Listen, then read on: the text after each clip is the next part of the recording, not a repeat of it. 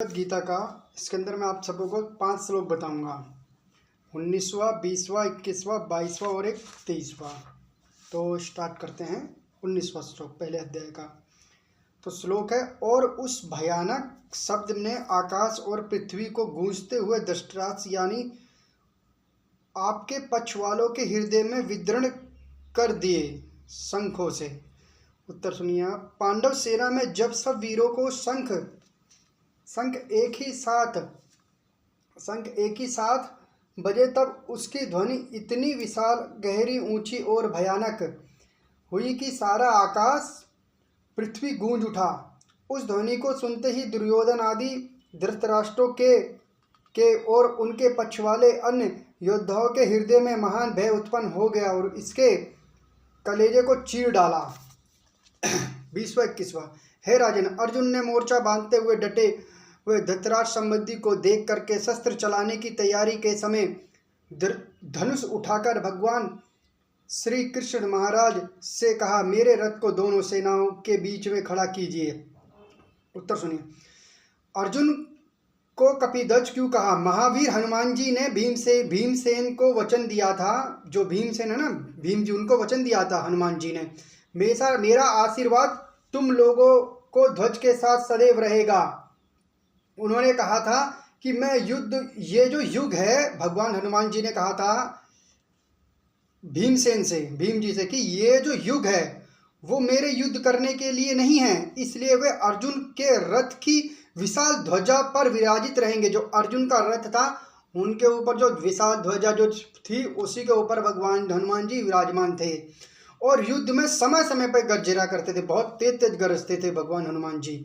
अर्जुन ने जब यह देखा कि दुर्योधन आदि सब भाई कौरव पक्ष के समस्त योद्धाओं सहित युद्ध के लिए सज धज कर खड़े हैं, शस्त्र प्रहार के लिए तैयार हैं, तब अर्जुन के मन में भी वीर रस जग उठा तथा उन्होंने भी तुरंत अपना गांडीव धनुष उठा लिया।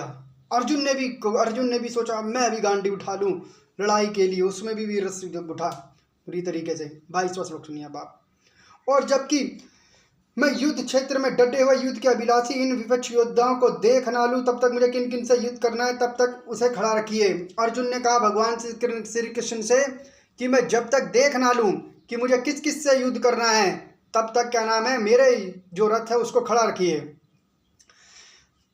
अर्जुन भगवान श्री कृष्ण से कह रहे हैं कि आप मेरे रथ को दोनों सेनाओं के बीच में ले जाकर ऐसे स्थान पे इतने समय तक खड़ा रखिए कि जब तक मैं सब योद्धाओं को देख ना लूं। अर्जुन कह रहे हैं जब तक मैं सारे योद्धाओं को देख ना लूं, तो भगवान मेरे रथ को वहीं पर उतने टाइम तक खड़ा रखिए।